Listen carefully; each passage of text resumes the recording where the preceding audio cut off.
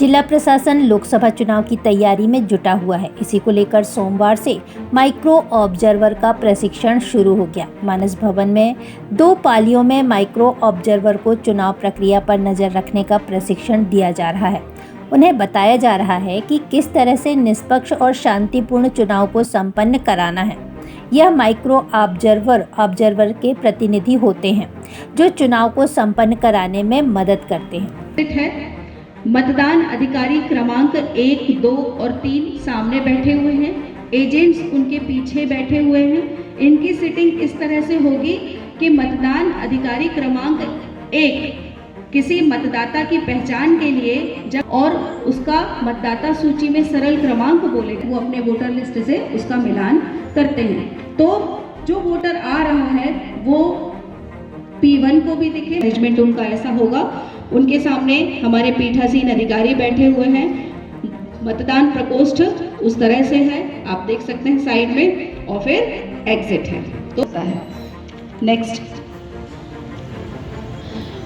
और वो मतदाता पर्ची पर मतदाता रजिस्टर में उस मतदाता का क्या क्रमांक है, वो उस मतदाता का क्या क्रमांक है वो लिखेगा और नीचे अपने साइन करेगा, इसको जारी करेगा।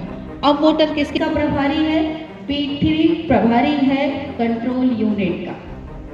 कंट्रोल यूनिट P3 के पास टेबल पर रखी होगी। उसके बाद उसके हाथ पे अमित शाही का निशान लगा है, वो चेक करेगा और उसके बाद उस मतदाता को कंट्रोल यूनिट के आज यहाँ पे माइक्रो ऑब्जर्वर का प्रशिक्षण रखा गया है और यह 2 पाली में रखा गया है। अभी 11 बजे से प्रशिक्षण प्रारंभ हुआ है जो 1:30 बजे तक चलेगा और फिर 2:30 बजे से 5 बजे तक दूसरा पाली में प्रशिक्षण होगा।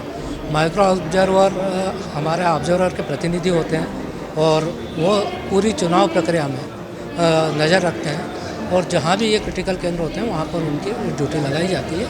तो ये सारी जो वहाँ पर व्यवस्थाएं चल रही हैं या चुनाव किस तरह से संपन्न हो रहा है उस बारे में नज़र रखते हैं। तो आज उनको पूरी चुनाव प्रक्रिया के बारे में कि मतदान दल के क्या दायित्व होते हैं, उनके P1, P2, P3 पीठासीन क्या क्या दायित्व करते हैं, मशीनों का संचालन कैसे होता है और किस तरह से यदि कोई मशीन बदलना होती है, ख़राब होती है तो उसका प्रोटोकॉल क्या रहता है, किस तरह बदली जाती है। तो उन चीज़ों का पूरा प्रशिक्षण यहाँ पर उनको दिया जाता है।